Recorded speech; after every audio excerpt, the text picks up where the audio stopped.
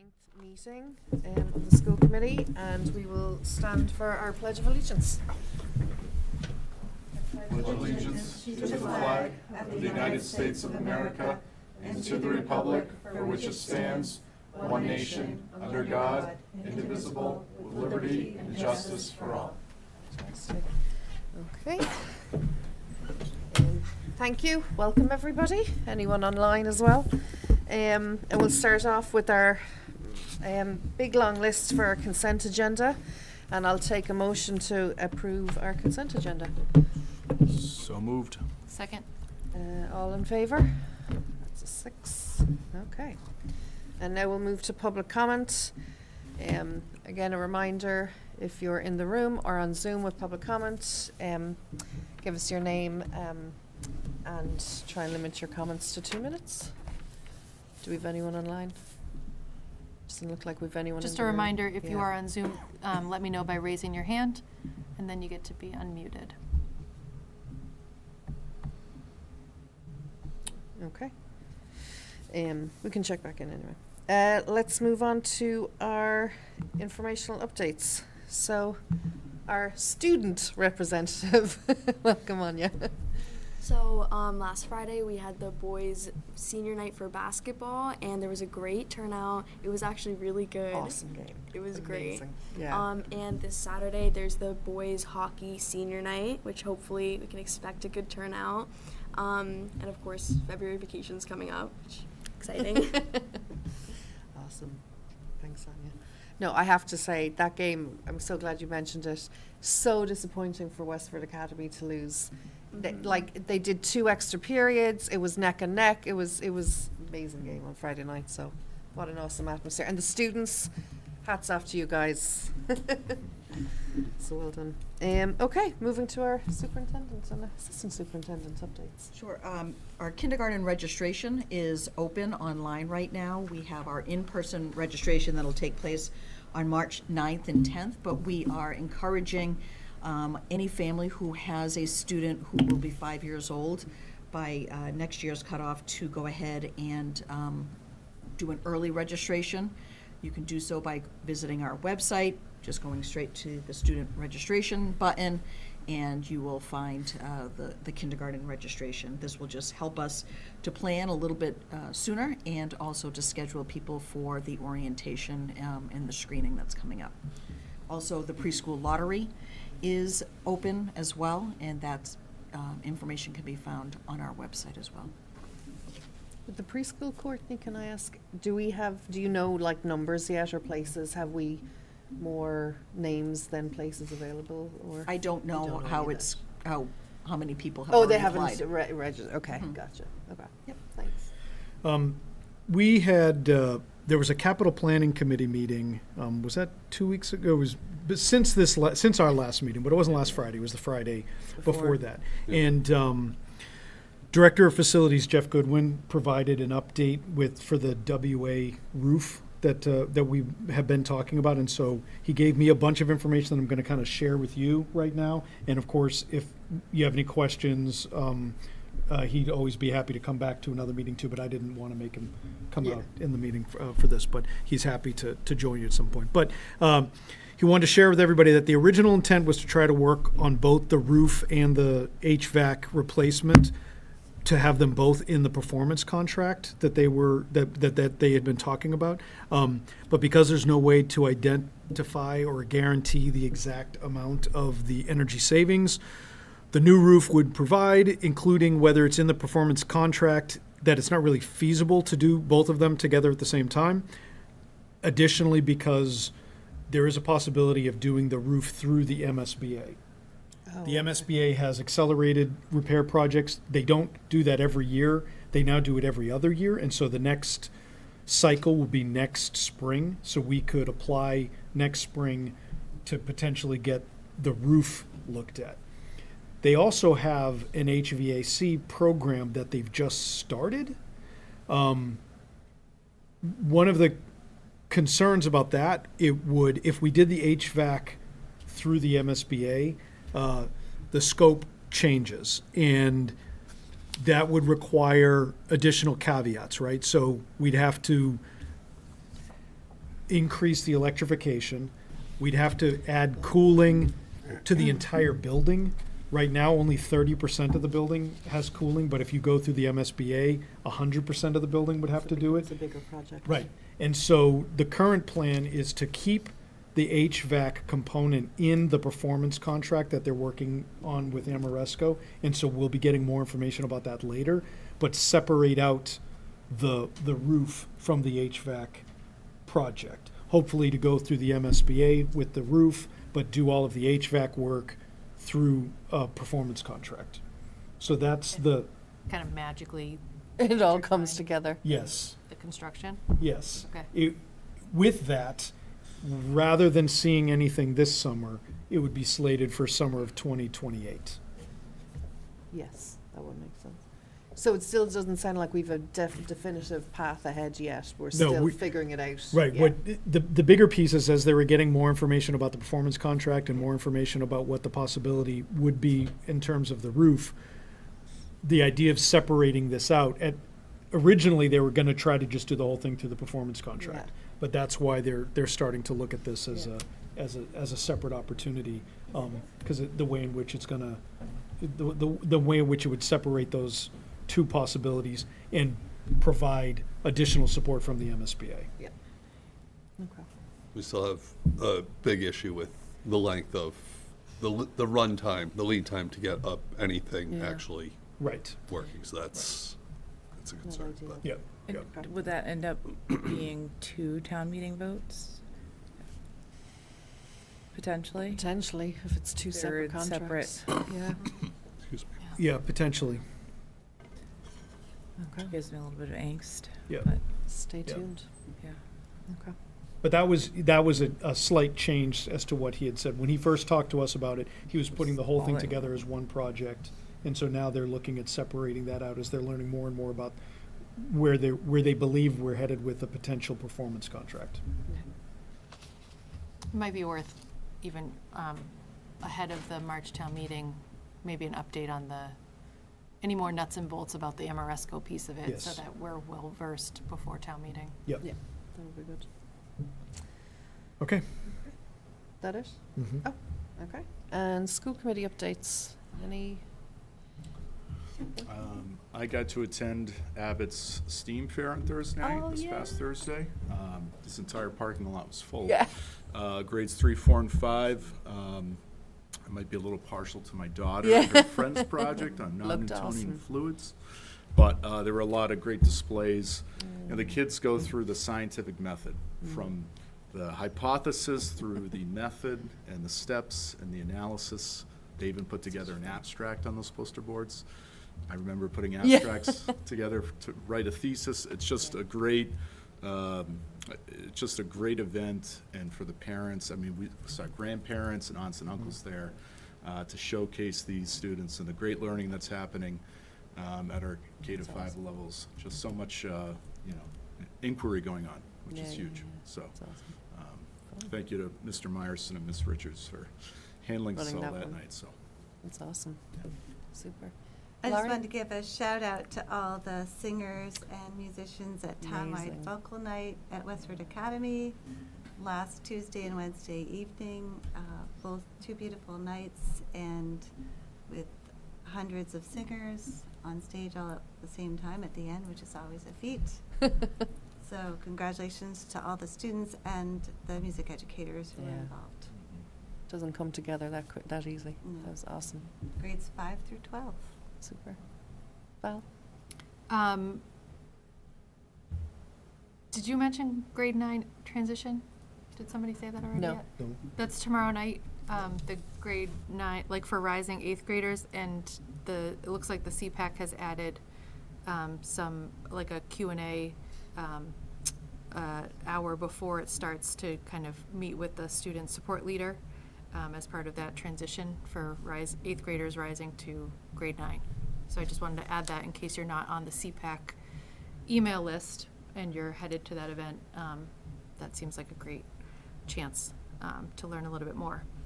And then I know we kind of get routine personnel updates all the time, but Yeah.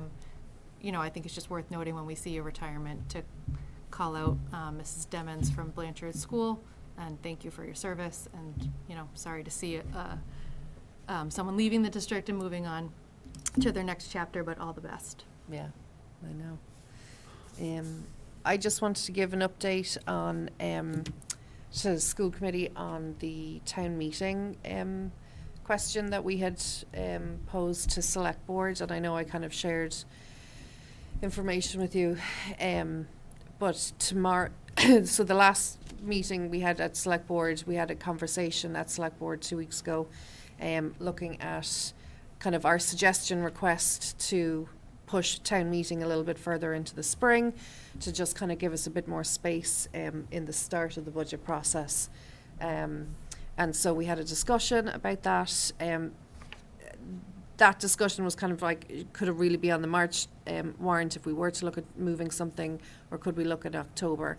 So since then, Kristen Lass and Tom Clay have had a few conversations, and they've kind of put an idea together, and I think the memo I shared with you guys of forming a very small kind of group that would include a school committee member, a select board member, town staff, and I've also suggested to them that we add a FinCom member as well, because they're obviously, you know, in the thick of that whole process, and to kind of review where the information we already kind of have, because the Access to Town Meeting Committee 2-3 years ago put a lot of work and time and effort, and I think there's a lot of valuable information there that kind of feeds into this question, and that but the hope would be that if there is a potential bylaw change, it would go on the October special town meeting, and the reason we could put it on the special town meeting in October is that it would be a timing issue, because we would hope to enact it for next year's budget process. So that's how we could have it on the October town meeting warrant. It is due up for another discussion tomorrow night, so select board didn't close the warrant for March yet, but they will do tomorrow at tomorrow night's meeting. So unless there's any changes, I'm kind of thinking we're okay with the process, if that's okay with everybody, and seeing if they feel like October. The other thing I was going to suggest, and I hope Valerie, you don't mind me throwing you out there as a potential person to sit on that group, because Valerie actually was on the Access to Town Meeting group. She knows the data well and all the history behind, you know, how they came to the decision making. I think it would be valuable to the staff and the select board members and FinCom members to kind of have that background information. So unless if there's anyone else who would be interested, I kind of think Valerie could be a good fit. You know, they don't see it as a big long study group. It'll probably be a few meetings over a couple of weeks to kind of assess what possibilities are there. So that's our update with that. And if you want to fight for it, I will meet you outside. When I saw that, I thought, Valerie. Yeah. She's got all the data already. It went into my mind. Yeah. actually. Sorry, I want to share one other thing. I just wanted to give a quick shout out to our facilities, grounds, and custodial staff. They have, from Oh, gosh, everything yeah. I've been seeing, they've been doing a phenomenal job keeping the grounds accessible during the challenging past couple weeks. And there's more snow apparently tomorrow yes, night. and I was just going to say, hopefully we will get a thaw here soon so that we can. It's looking good. Yeah. Get past that, but I just want to call that group out because. It's I been think a they tough are, winter already. yeah, and I think they are they're unseen and they don't get the recognition sometimes. So I just wanted to throw that out there. Appreciate that. Thank you. Super. I'm just gonna, if that's okay with you, I just want to double check we don't have anybody else here for public comment, seeing as we kind of didn't have anybody earlier. So if you do want to have public comment, or no, okay. Can I bring a topic? Yes, if that's okay, I know, I just wanted to check in because we've done, please, yes, thank you. Hi, So if you could just tell us your name and address, just for the records, yeah. I'm Ramesh Parimi, and I'm 5D Donato type. Okay, thank you. I sit on the school advisory committee for both day school and also at Stony Brook. Oh, okay. My kids go there, so had some discussions there. I wanted to bring it up. One is there's a talk about data analysis or like looking at performances or of like data analysis for whatever surveys we do or whatever things that programs that are being introduced for example, ELA and things like that, improving things like that. So I've been doing some research where towns are now hiring data analysts, and that could help not just one school, but across that school district. We don't have something like that. So I think we should be ahead in the game, hire data analysts who can work closely with, if you have a full-time person, then I think there will be somebody who will know the school and how things work here. The analysis will be more tailored towards the needs rather than hiring somebody externally for some surveys. So that was one thing I wanted to kind of bring it up. Super. Thank you very much. I appreciate that. Thank you. Okay. And there's nobody else online? Okay. Didn't see any hands. Super. Okay. And with that, we will move on to our first topic of our agenda this evening. Excitedly so. So, I think we'll, who wants to Sure. introduce Yes. our, I'd like to introduce Michaela Casey. She is a 12th grader at Westford Academy, actually dual enrolled at this time. And we first met during her freshman year in the springtime when she was looking for an advisor for her Girl Scout Gold Award. And since that time, she has been working on several projects, and one that is culminating with a book that she just authored. So we invited her here today to tell us a little bit about her project and how she's getting into the schools right now and helping our district out as well. So, I'm Michaela Cassie, and I'm here to tell you about my Gold Award. So, a little background about me is in 5th grade, I was diagnosed with dyslexia, and I was really wanting my classmates to understand why I was getting pulled out, because they always seemed to be talking to their friends and being like, oh, why is she getting the class notes, and why is she getting extra help, or why is there another teacher in the classroom? So when I started high school and started thinking about my Gold Award, I really wanted to help like the kids in the classroom know why kids would get extra help. And so I started with my homework guide, and which is on the Westford school website. And I interviewed parents with kids that have learning disabilities. I interviewed older students with learning disabilities and teachers. And so I kind of collected all that data, and I wrote out a list of helpful tips for kids and parents at home to help kids with learning disabilities do their homework more effectively, and different tips to help. And it's called Helpful Homework Tips from a Student's Perspective. And then the second part of my project is was a lesson plan for new Westford teachers, and I presented that in August of 2025. 2025. And I gave them like suggestions on how to communicate to their class, on how to their class to how kids with learning disabilities learn differently. So and I provided them with 2 activities for their classroom to do, and and then the part 3 of my project was writing a book called Lily's Learning Adventure, which is based off of my experience in 5th grade, and it showcases different strategies that a kid with learning disabilities gets in school, like graphic organizers, getting pulled out of class for extra help,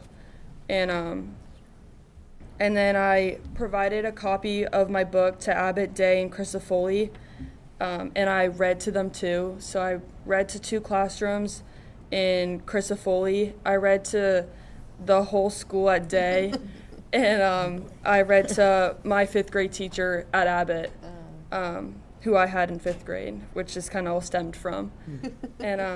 I just wanted my project to help kids better understand how kids with learning disabilities learn differently, and how kids, or like someone with a learning disability, can go to a 4-year school. And there's after graduating high school, I'm attending UMass Lowell next year for digital media and being on the dance team too. So you can do anything. You just dream about it. Great. That is awesome. Thank Yeah. you. The Yeah. fact, Yeah. before you even get a chance to ask any questions, the fact that you were able to create the homework Yeah. guide from a student's perspective, right? We Yeah. know that that's been helpful. Our new staff that you engaged with, like, they really had positive feedback from that too, like the idea of talking with or listening to, you know, well, a rising senior at the time, because it was August, it was before the school year started, but you were a senior, listening to a student was just inspiring for them. And then once I saw the book, I love the book. I'm thrilled that you're reading it to the schools. How was that reading the entire day school? Did you do that in the gym then? Yeah. With one of the Council of Hawks or Yeah, whatever they do? yeah.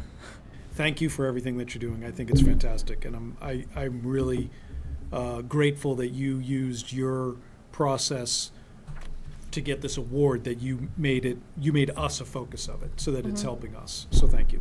Thank you. Any other questions? Getting a Gold Star Award in Girl Scouts is a huge feat.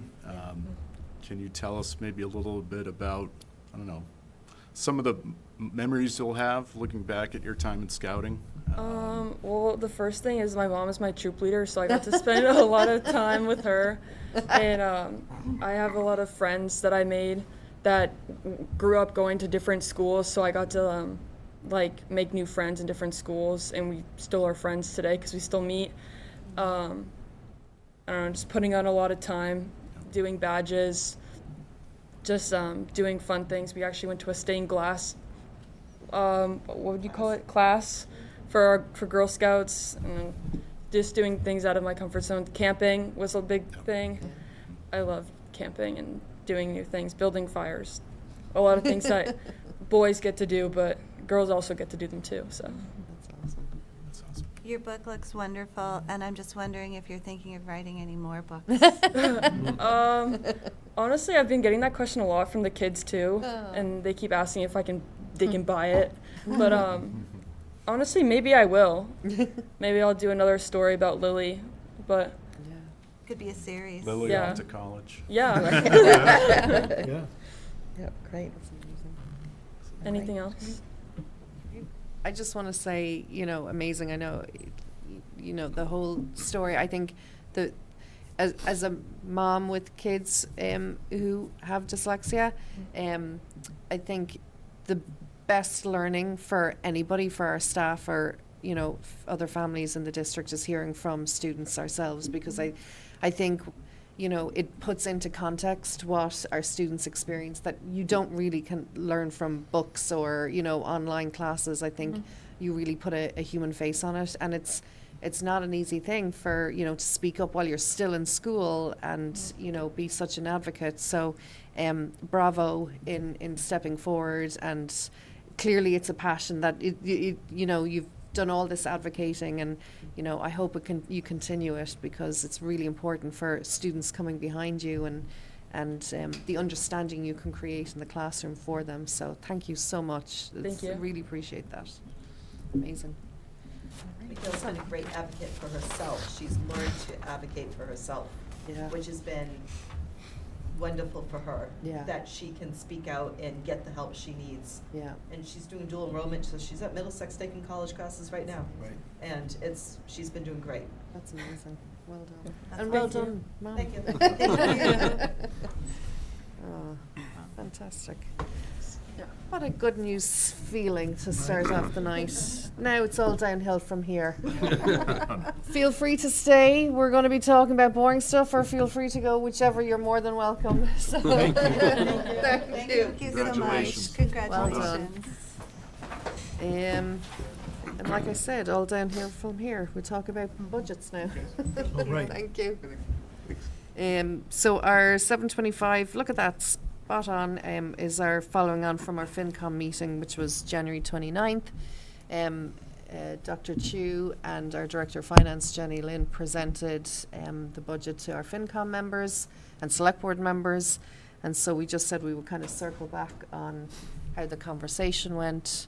I know some people were able to listen in or join us there that evening, but I just thought it was a good opportunity to check in on where we were at.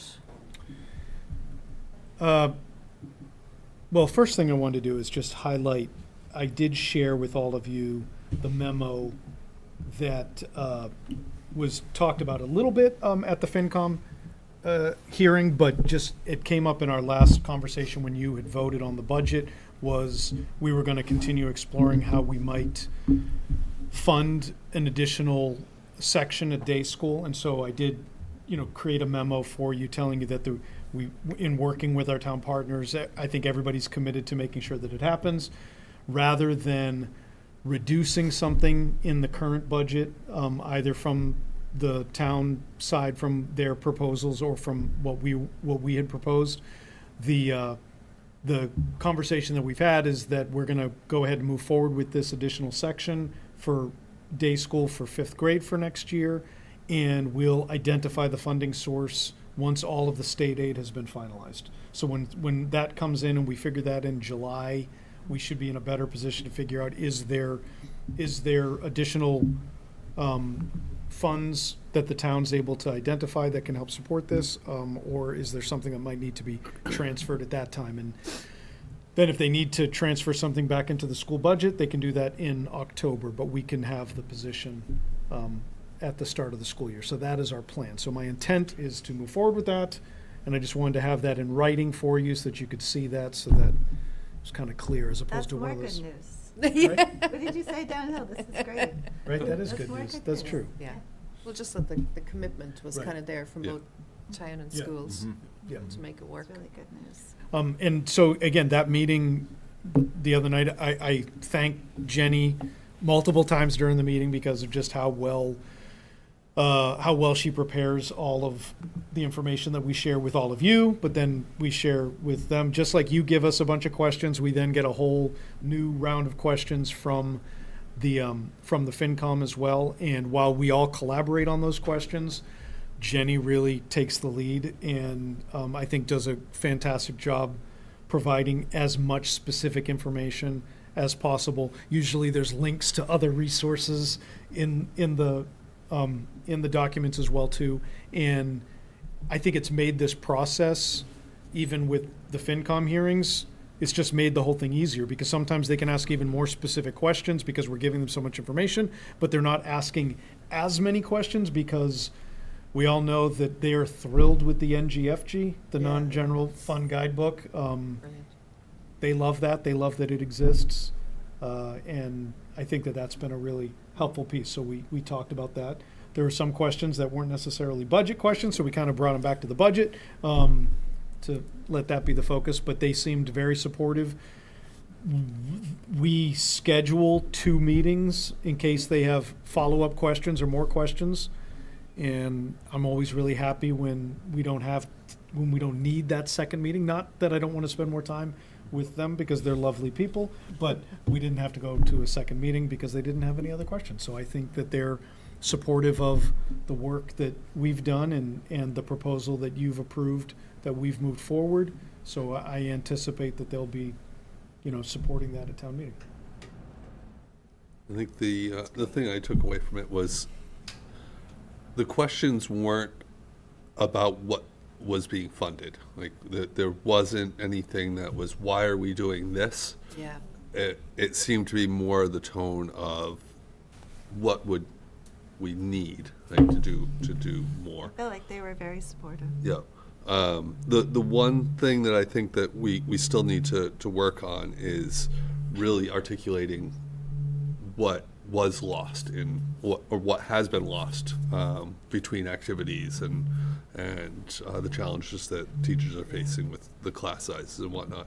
So I think that's something going forward for educating the public, especially heading to next year, where we already know we're looking at a challenge. Yeah. without, and that was acknowledged as well, which was great, so. I think that was kind of like the biggest takeaway for me was that it seemed like everybody at the table understood the situation that we are communicating about FY28.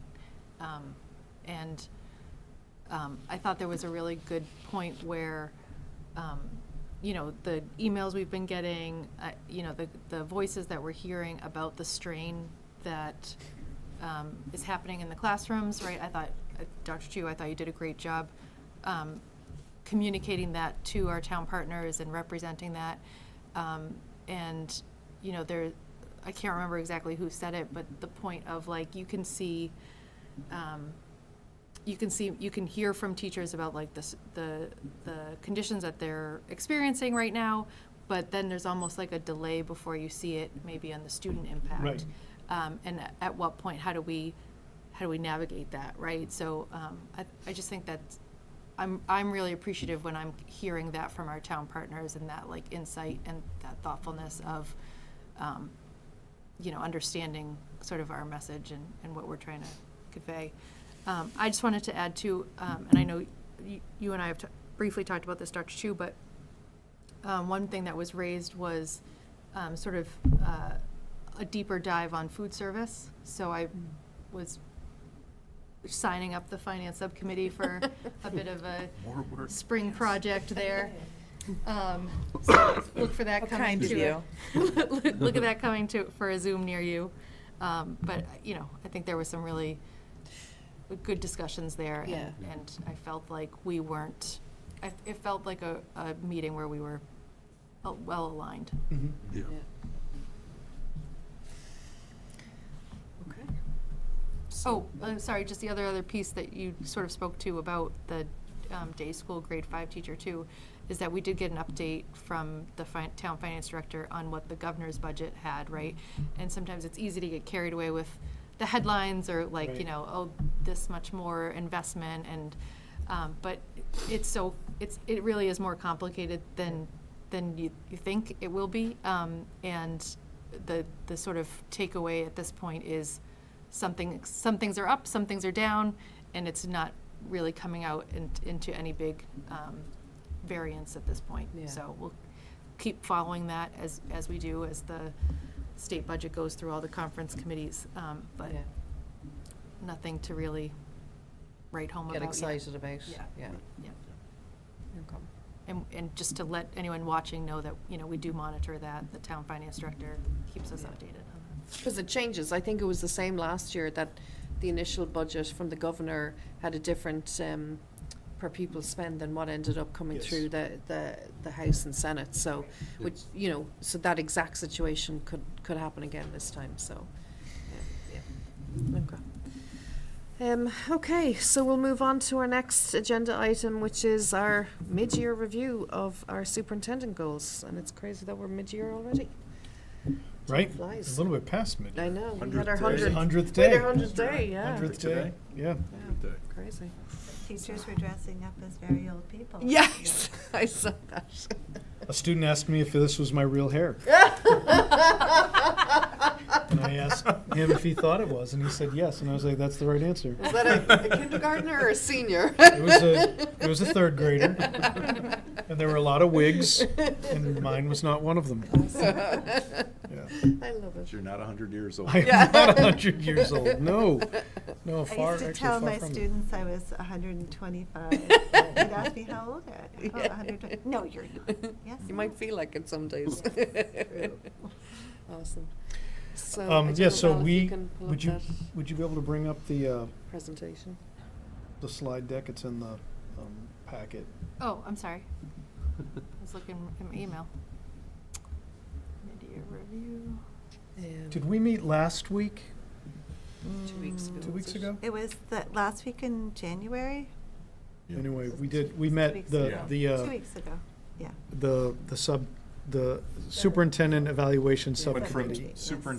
to stack subcommittee. Yeah, to you- That was the subcommittee. marathon. That was- eighth That's grade. right. That was our long haul. That's right. Yeah. Yeah, it's like 5 hours or something. Right. So just to put it into context for anyone who doesn't know watching, we have a subcommittee who works with Dr. Chu for the year at certain touch points Mhm. through that year to kind of create the goals and the focus for that year and kind of really collaborate on moving the district forward and professional development and stuff. So this is something that, I think this is our 4th or 5th year doing this, and it's working very well. So thank you to our subcommittee. Yeah, so we met and I shared in the mid-year, last few years, I've just been creating a PowerPoint. It just is kind of a progress piece here, and then at the end of the year, I'll be able to share everybody. I'll have the specific evidence that is aligned with the goals, that's aligned with the standards, and that'll all be organized in a nice, easy way for you to review it as you then do your work. But so we met and I kind of went over this, and they gave me some helpful feedback, and so we'll just kind of share where we think we're at here. If you go to the first slide, Valerie, is that going to be easy to see? I'm not really sure. Oh, it's okay. So the first goal, the professional practice goal, is with collaborative leadership. By June 2026, Westford Public Schools Curriculum Council will review and assess the vertical and horizontal alignment, as well as the equitable access of all district curriculum, and share recommendations and action plans for any needed updates or adjustments. So the progress that we've been making, the district curriculum resources have been centralized, so that there's equitable access for people to review. We have had people been able to review those resources, and that's something that they weren't all in one place, and now we've been able to bring that all together. We've been meeting monthly with the curriculum coordinators. Courtney and I meet with them regularly. The curriculum coordinators have been reviewing the alignment during their staff meetings that they have each month as well too. We've also been bringing our instructional technology supervisor into a number of the meetings with the curriculum coordinators, trying to make sure that those technology supports are aligned. That was even part of our subscription review practice as well too, when we were doing all of that work and looking at that through the budget process. This year, our elementary AAC meetings have shifted to a professional learning community model. So they've broken up into different groups and taken on different focuses. So one is specifically exploring the new science curriculum, one is working on report cards, and one is looking at educator evaluation.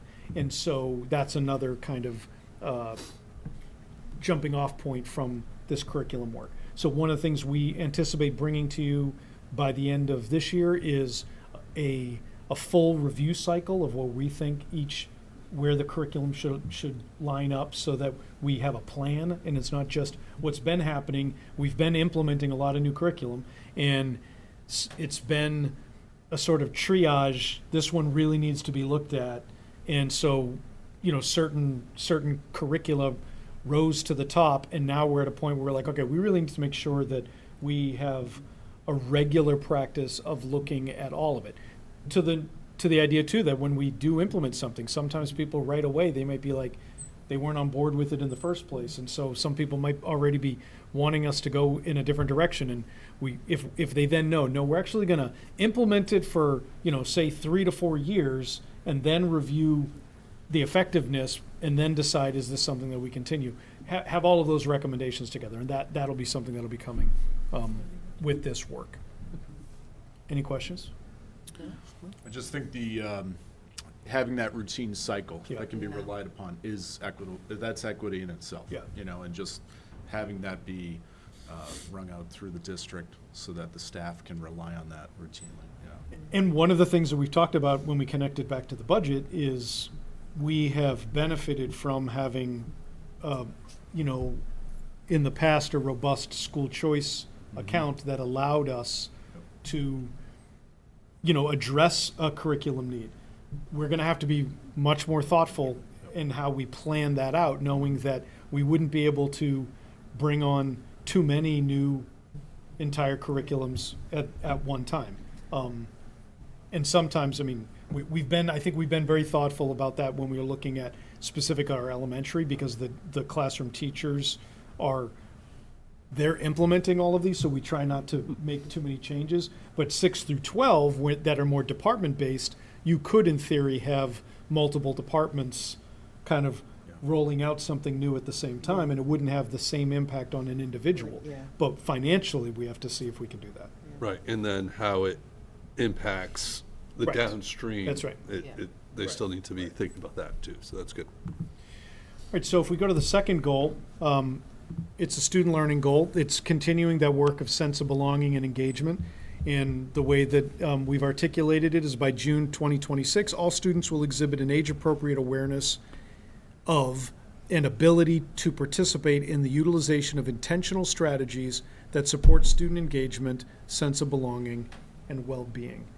So a lot of the focus here has been rolling out our new Wayfinder resources. So we had professional development, elementary staff, it was right at the very beginning of the year on August 26th. The secondary staff, they participated in the professional development on November 4th.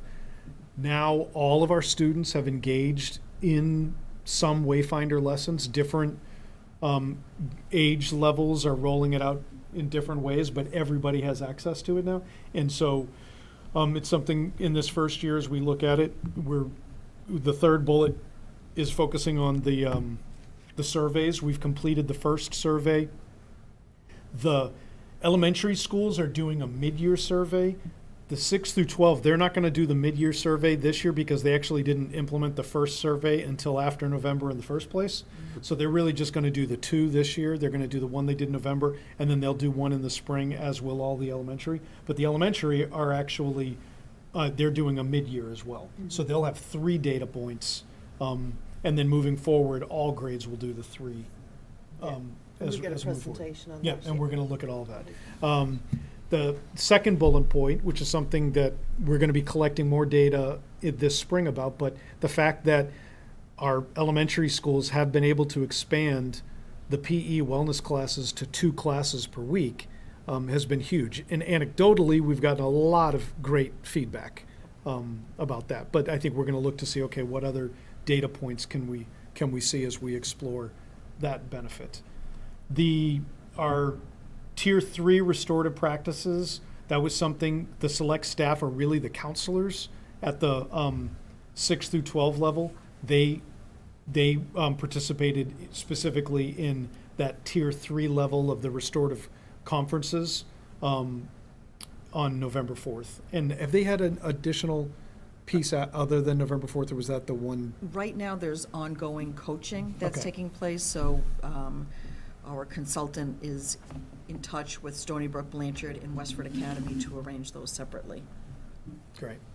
And then while this year we still have access to the Title I funds, we've been able to provide access for Title I families to the collaborative problem-solving online training modules. Now, we haven't collected how many have actually been able to engage with it yet, but they've been provided the access. So we're going to kind of remind people that this is a resource for them, but it's a great thing that they can be looking at and going through the modules at home to see, okay, how might collaborative problem solving, what might it look like at the family level, which I think can be really helpful. Does this just have to say for Title I, or Unfortunately, yeah, yes. Yeah. no problem? Any questions there? Thank you. So our third goal is focusing on the report card committee and how we are providing how we are communicating progress to families. So the goal as developed is by June 2026, findings will be presented to the school committee from the WPS report card committee from their work in assessing the effectiveness of how student progress is communicated to students and families. And so one of the things that we mentioned, that second bullet right there, talks again about that our elementary PLC has been looking at the academic progress scale, frequency, and reporting of the standards. That's work that they're doing. We have school-level working groups, K-2, 3-5, 6-8, and 9-2. They're being organized now to kind of look at their specific grade levels and to see, okay, what other examples of report cards, what other examples of just progress reports, what informal progress, how is that communicated to families? So they're really trying to look at the whole picture. It's more than just about report cards, but that's a big part of it. That's awesome. Wait to see that. And then the last goal is focusing on the strategic plan. Whoop, sorry, I just went too far. By March 2026, the FY27, FY30 Westford Public Schools Strategic District Improvement Plan will be developed and presented for approval by the school committee. One piece here is we might be looking more at April. Yeah, I was about to say March. But I am still trying to see what can we have developed for March. So it might just mean that it's presented to you late March, but we're still talking about it before it's finally. But the goal, that timeline, and I think you're all aware of this, but for anybody listening, and I think we definitely have flexibility with that timeline. The goal of that timeline is so that it can be ready so that the schools can benefit as they develop their school improvement plan. So as we're working backwards, it would just push their timeline back as well too.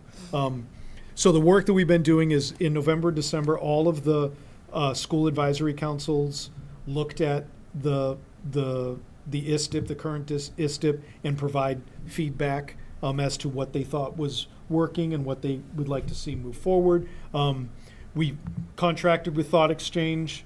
That's been something we've been working on for a little bit over a month now to figure out what these tools can do and how we can use them. Tonight we had another great conversation with a handful of people who were able to join us, talking about the tool itself too, trying to figure out, okay, which one of these is really most user-friendly, and I think that's going to be helpful. We had a community event on January 12th, and we had another one tonight where we've been using this platform, the Thought Exchange platform. We're going to continue with that. We were talking about one of the surveys that we shared tonight. I'm going to send that out this week to families with specific narrative around what to expect in the survey before they get into it. Hopefully it's going to be a little bit, it'll be quicker for families. We're going to keep that open for a couple of weeks. I'll ask the principals to remind families about it in their Friday emails, so we'll keep it open over February, and then we might remind them when we come back, and I think that's going to help us kind of refine and say, okay, are there initiatives that are popping up? One of the things right now that I didn't anticipate people talking so much about, but it has become a very clear thread and theme is technology usage, which I think is great. I think it's something that we were looking to explore as we assess our work, but I didn't necessarily think it would have the same focus in the strategy, which I think is helpful. So those are the 4 goals. Just as a reminder, the last 2 slides have the indicators within the performance standards that we agreed to, and so those are just there to kind of remind you and remind me about the work and the evidence that we'll be collecting around those specific things.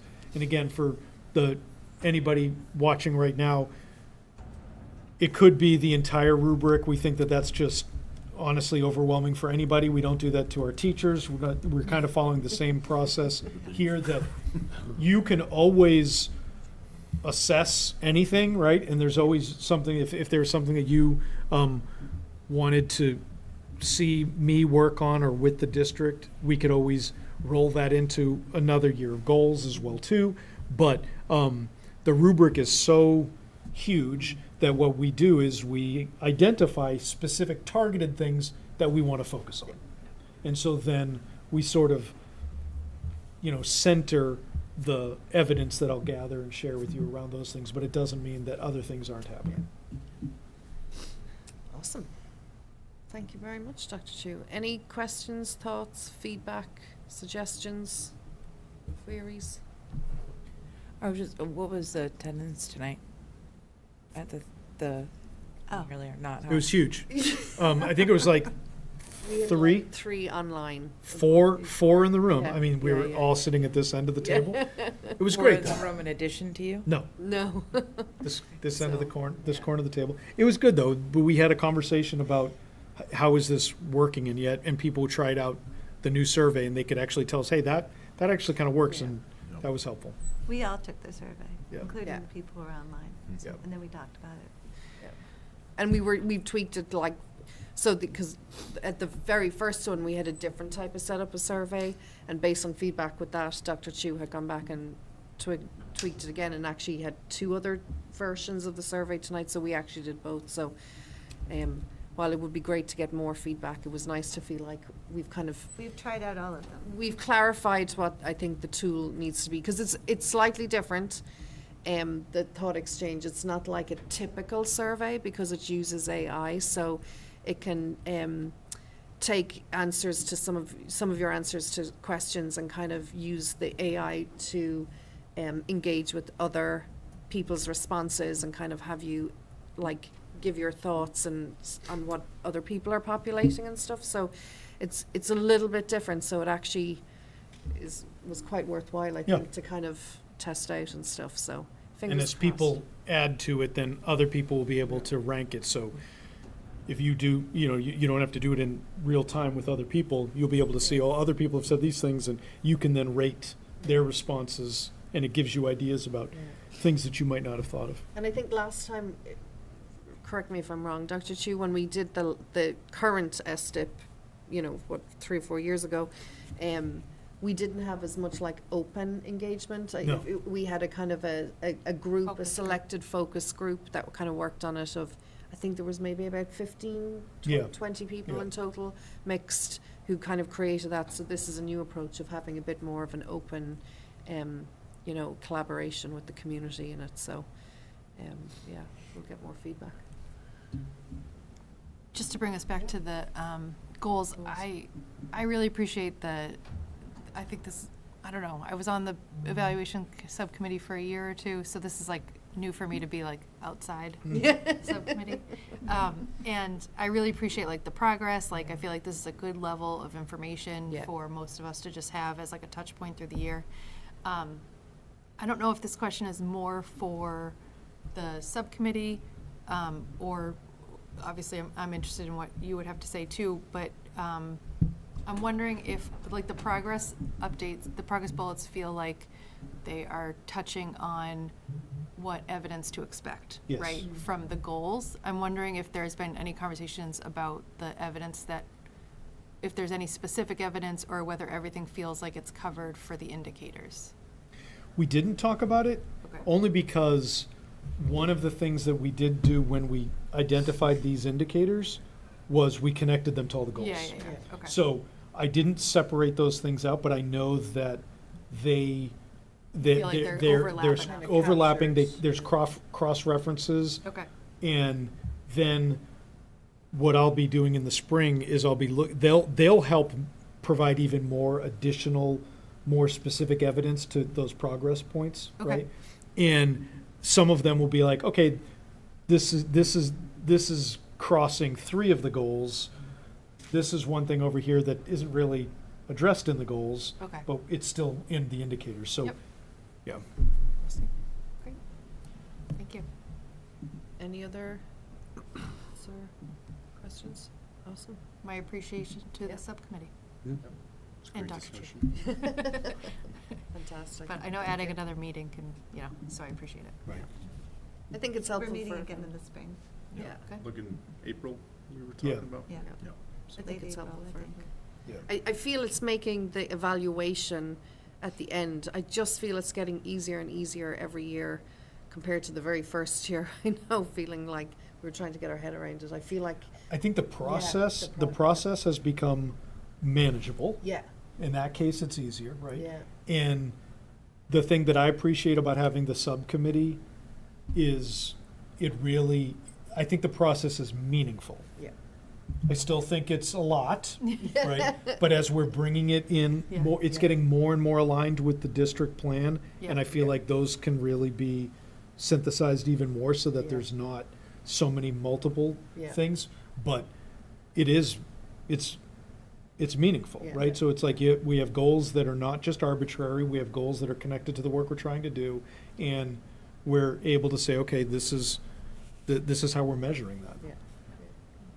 No, appreciate it. I do observe the fact that we're barreling towards another busy June. Yeah. It happens. I know, so. Buckle up, Tom. I know. And you Ju- hurry I'm on. just putting it out there. Warmer than Tom. Yes. It won't be the tundra out here. Maybe we can meet outside a couple times, just to, make it a little short. Awesome. Okay. Well, If thank it- you. If it is warmer. I don't know. Thank you, Hard to Dr. Chu, imagine. for that. Thank you. Appreciate all the work you are doing. And I know really It's a is team one- effort. It's a team Yes. effort. It That's is a what I was team about effort. to say. Yeah. I mean, really it kind of Yeah. reflects central office and Yep. everybody there. So we do appreciate that. So thank you. So now it's our turn, school committee. We don't have a subcommittee evaluation committee. We have to it- evaluate ourselves. Yeah, exactly.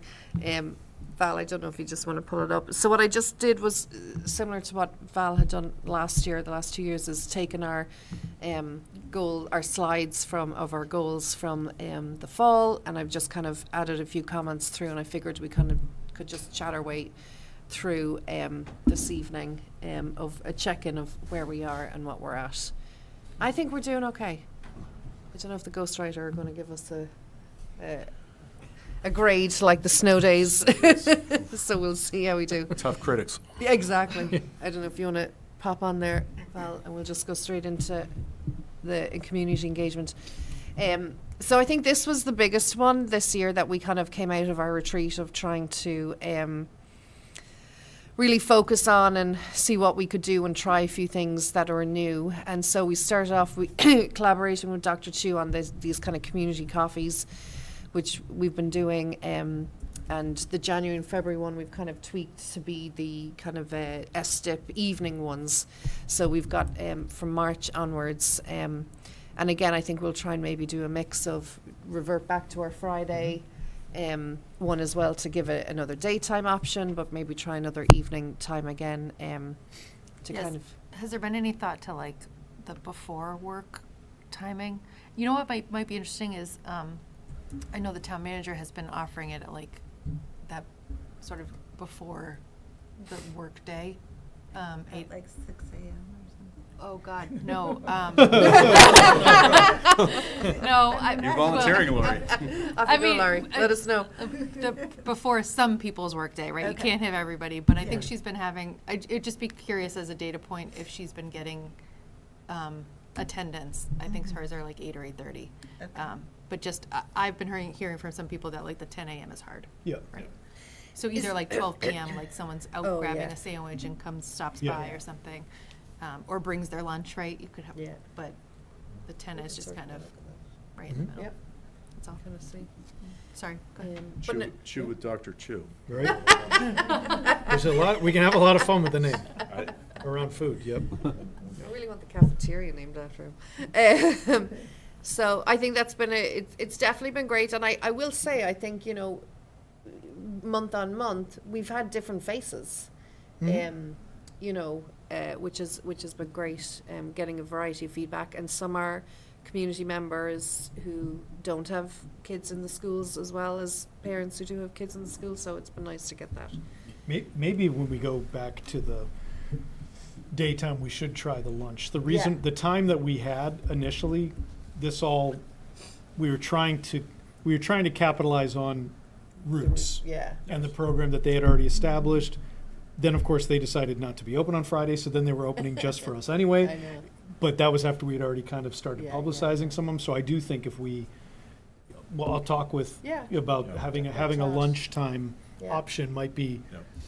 that might be just as good as an 8 o'clock. Yeah. Yeah. I'll throw my hat in the ring for, like a springtime, lunchtime. Yeah. I'd like to be a part of that. Yeah, so. Yeah. okay. Awesome. So the next one was about kind of being more visible at community events. And so far we've done 4 events. We did the Farmers Market, we did Westfest, we did the WA Bazaar, and we did the Halloween The Halloween. Trunk or yeah. treat. parade, trunk or treat. That was so fun. Yeah. And so I think they were really, valuable. Again, different faces. We kind of brought different themes to the variety of meets. And so kind of the question was, with the weather improving, are there any thoughts or ideas of maybe, doing anything in the spring, or is there a value? Like, is there, is the front half of the year better time for us to be doing those kind of when we're looking ahead to what's on our to-do list for the year versus towards the end? I mean, I don't know if there's something in the spring connecting in with Robinson. There's the Apple Blossom Yeah. Parade, and there are things that You want happen us in the that- parade? We could try to be in set the up a parade. table We could near be- Abbott yeah. as those people feed into the fair. Might be There's an idea. also- They don't typically do, though. There's boots, I also a think, there, don't they? pancake Do they? breakfast at the church Mm. before, on the way to the parade, that a lot of people go to. I mean, there The- are some groups First that do like a coffee table the morning of the parade while Yeah. people are gathering. So there's opportunities, Yeah. short of being invited to actually walk in the parade and, Yep. you Yeah. know, which, Off you go. I mean, there is one thing that if you would be, and I will be there anyway, but the March 20th, the neurodiversity celebration Lego event at the First Parish Church, we can certainly set up a table there, and I know many of you often pop in and not anyway, and kind of, you know, Is that usually a Friday? it's a Friday, Yeah. yeah. And we actually have no school that day, Oh. but I think we're kind of going to go ahead with it, hoping that we're giving some families something fun to do on a day off. It is Eid, unfortunately, but just the timing of that week, and that was the date we're going ahead. So, I mean, we could look at doing something at least on the 20th. We'll have a table. We can set up a table and I think stuff.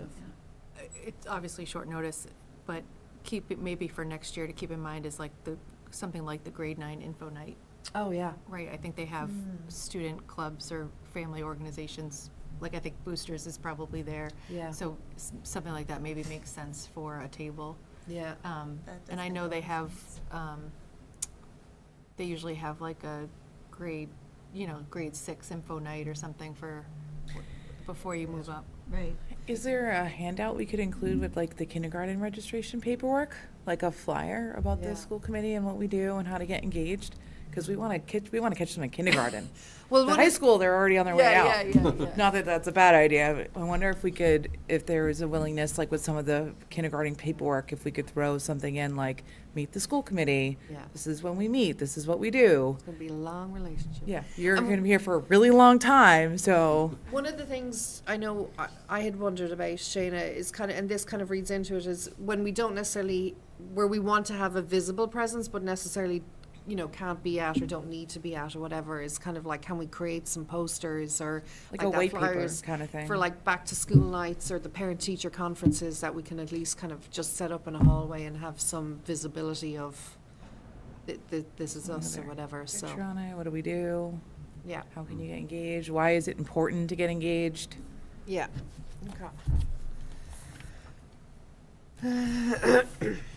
We could do, there's always obviously going back to the farmer's market once they start up again. Not every week, obviously, but maybe there's one or two dates. There's a strawberry festival in June. That's like usually the Yeah, third yeah. weekend in June. Okay. So let me look into those a bit more, and we can kind of have a chat and see what we can come up with. But great. I think we found them all valuable, so I think it's worth kind of pursuing a bit more. So this was about office hours for community members. I kind of put TBD here because I know there's been kind of a mix of, I know Valerie, you recently hosted office hours.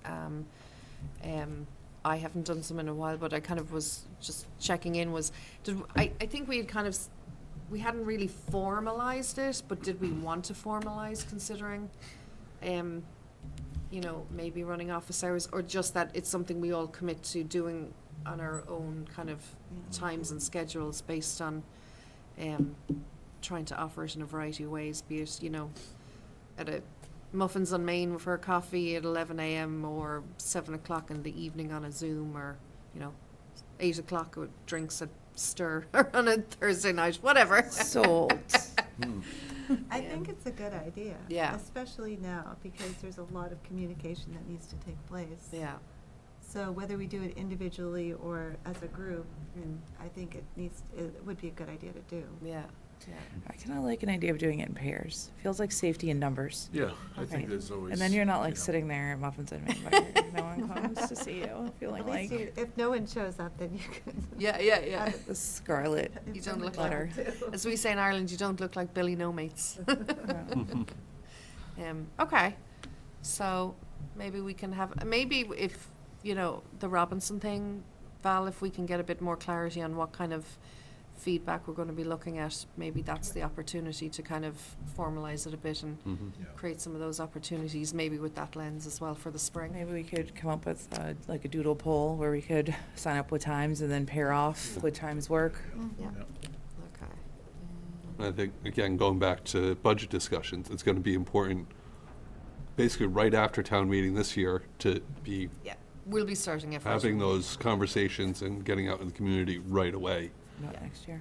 about next year. That way there, no one can say we didn't warn them. Not that it didn't help, not that it Yeah. helped a lot last time, but, Yep, no, I appreciate that. And our last one there was the conduct a survey to gather inclusive community feedback on school committee impact, engagement and communication. So that's something, as you guys have all seen, Jess and I have been working on and kind of consolidating and figuring it out.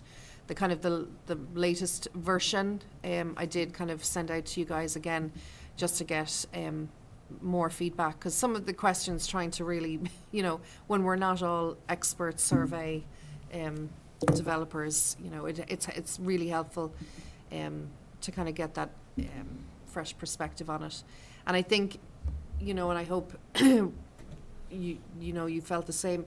Jess and I, as we were kind of looking through it and kind of based on conversations and feedback we'd had with different members over the year, kind of what information we were looking to gather, it really became clear to us that we really wanted this survey to be for families in the district, because there was parts of it, components that were, to do with school calendar, kids' progress, school start times, and we were kind of looking at it going, we have other opportunities to potentially do more community engage. I know that the town managers will probably be doing a survey of some sort, or using Stack to engage in some kind of student focused, and potentially using Thought Exchange to do something more staff focused. So that's where we kind of really decided to drill down in and go, this doesn't have to be our only survey as well, but maybe this is just the jumping off point.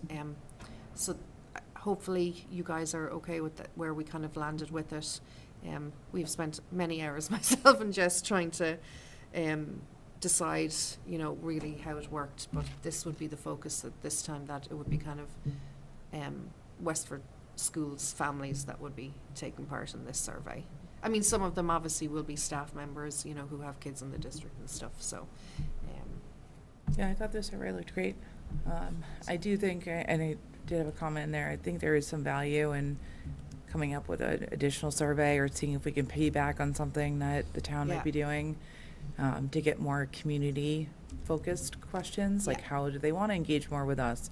How important, I think that we have some pretty big ticket items that are going to be coming up in front of the town, and I think it would be in our best interest to get a pulse on a little bit more information from outside our Yeah. school families too, so that we start having to think about how we're presenting information Yeah. and bringing things to town meeting in the next few years, that we kind of have our eyes open as to what the current sentiment is across town. Yeah. So I definitely think it would behoove us to have not something this in depth, Completely agree, but yeah. a more community focused survey as well.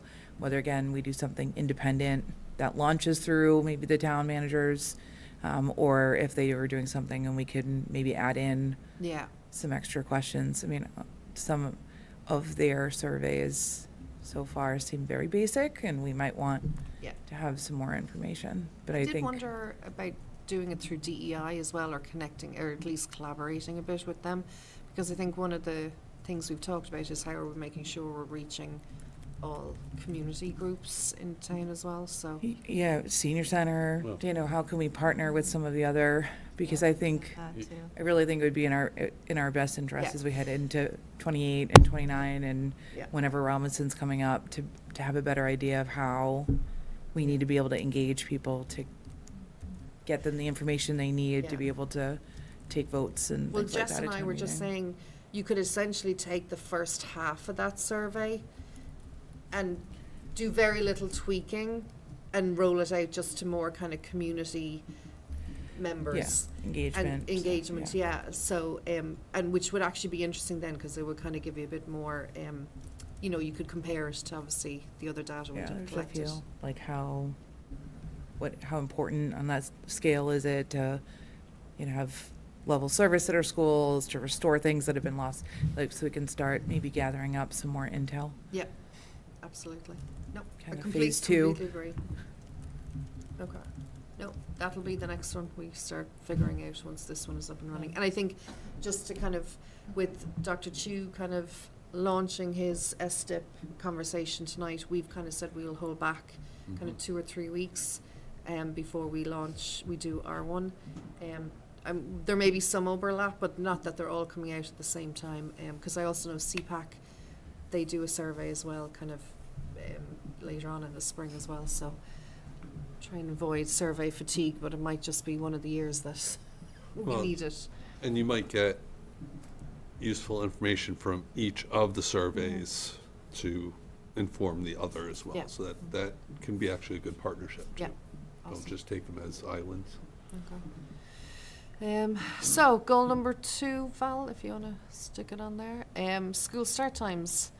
I've put in kind of, we completed that first one as regular check-ins at meetings with the metrics in terms of that kind of initial rollout and implementation. With then that kind of collecting family feedback and surveys obviously is in progress. And how we're using the data to make adjustments. Obviously, we saw in November, we already have done an adjustment based on data and information we had. And I suppose the survey is kind of the final piece and kind of a re-eval maybe towards the end of the school year. But I feel like so far, I think we're on our goal for goal 2. Target. Our target, that's the word. The yeah. only thing I have on that is the metrics.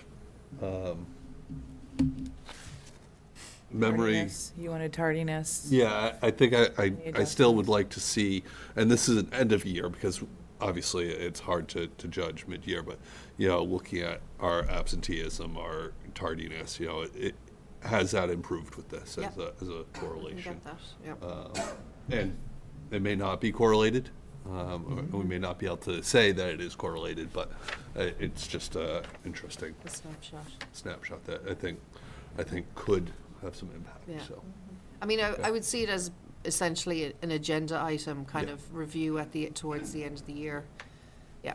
So we But can look for that. I don't know that we can say it's complete because we are still kind of looking at that Sorry, data as yeah. we go throughout the year, Yeah. that's all. Perfect. Okay. And goal 3.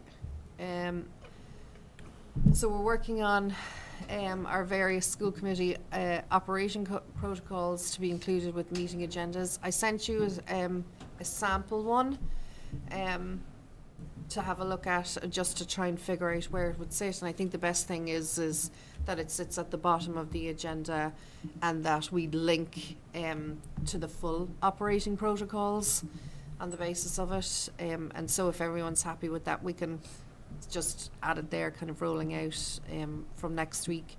I really tried to kind of just be a bit concise of, you know, if somebody just wanted a quick overview of what our protocols were, and then they can obviously click in and read all of it, but that was the nature of that one. The automated email. So I've put there, we're reviewing other options at the moment.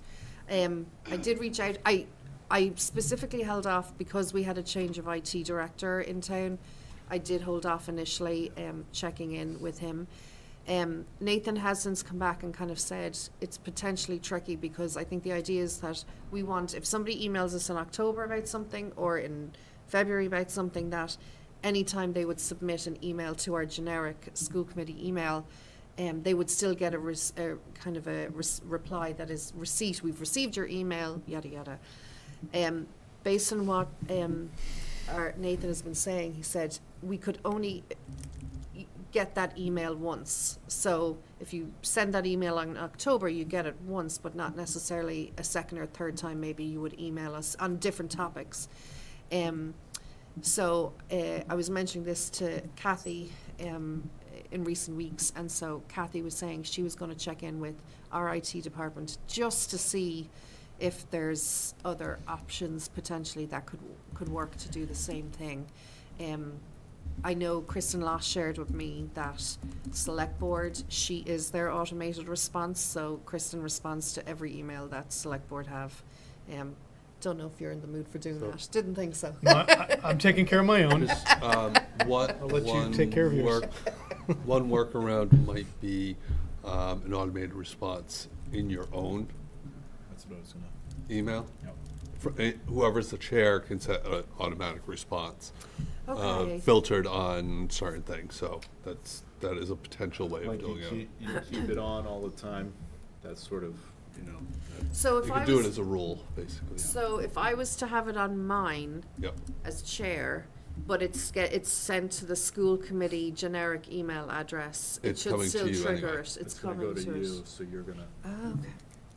And that Isn't would it prevent handy? it from, But that means that everybody who emails you directly would also get that same response.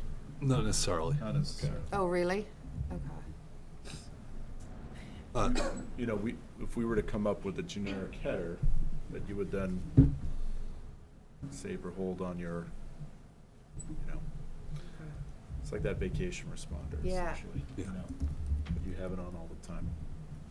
Maybe I might There's- loop the two of you into helping me with this, because Yeah. you're Yeah. apparently way more technically savvy than I am, which is not hard to do. Oh, Kathy. Can I Yeah, say something? absolutely. It's a little challenging because your school committee is a westfordmass.gov Yeah, email account, which is tied to Microsoft, yeah. that is then sent to a Google Mm-hmm. email account. So there's a possibility of a vacation message that repeats itself after so many days. If they email you constantly, that might not work. So we are pursuing a couple of alternatives, but I would love to hear them as well. If you Okay. want to include me, I'm happy to work with IT. Okay. I mean, it's we're trying to remove the manual step, which, as a previous chair, I greatly appreciate. But it is something too that, like, if we agree on wording, at least you have that sort of to plug and play, because yeah. I know as chairs, like, knowing that you're responding or like that the response comes from you, it's just like the mental load of like, oh, I have to get back to that, I should get back to that. But if you can, like, copy and paste in at least, yeah. the response that we've sort of agreed on, Yep. at least you know that, like, okay, somebody got back, like, they got Yeah. that response, and it's not perfect because it's relying on It's humans still still. on that, yeah, But yeah. it would be a step in the right Another direction. alternative, yeah. No, I think that makes sense, well.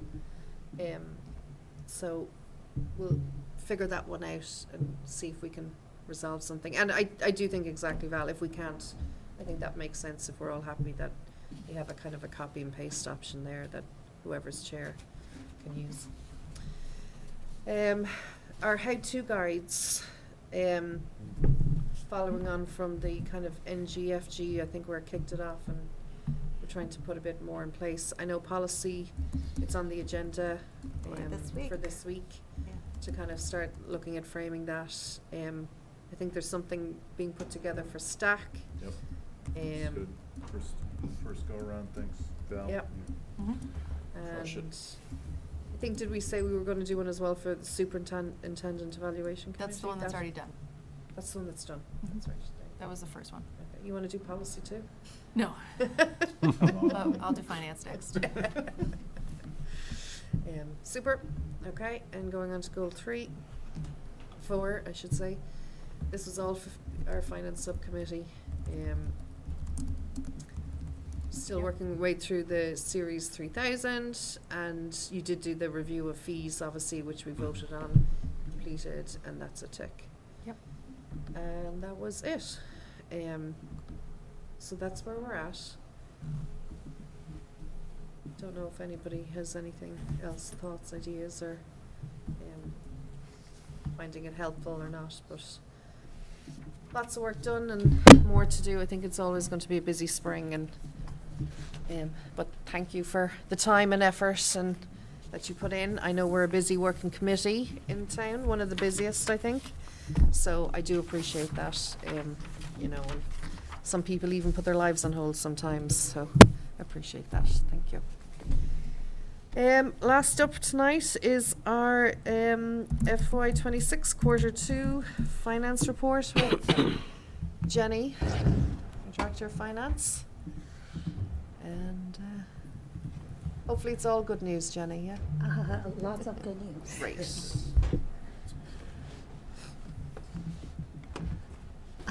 Good evening. Thank you for having me for fiscal year 26 Q2 financial report. Let me begin with the general funds summary.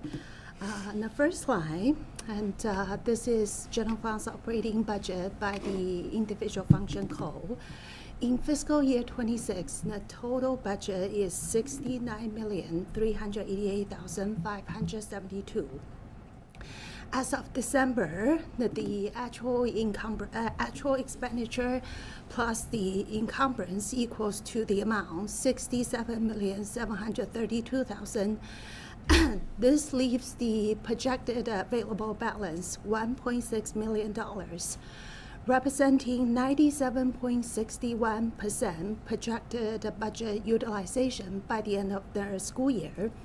As of Q2, the budgeted salary have been fully encumbered in our system. When we finalized fiscal year 26 budget, there were still a couple union were in negotiation, including Unit C, School Secretary, Unit E, ESPs, custodian and maintenance employee, as well as individual or contract employees. So these unions' COLA increase was included in the comp reserve. And at this point of the year, the full amount of the comp reserve, we have distributed the amount into individual function code. So as of this point, the comp reserve has been fully depleted as we originally planned it. Next slide. So I will highlight a couple major variants under the general funds operating budget. The first one is combined Unit A salary. Nurses' salary is not included here because we historically compare the Unit A teaching-related position. So here includes the salary for a regular classroom teacher, special education teacher, therapist, librarian, guidance counselor, and psychologist.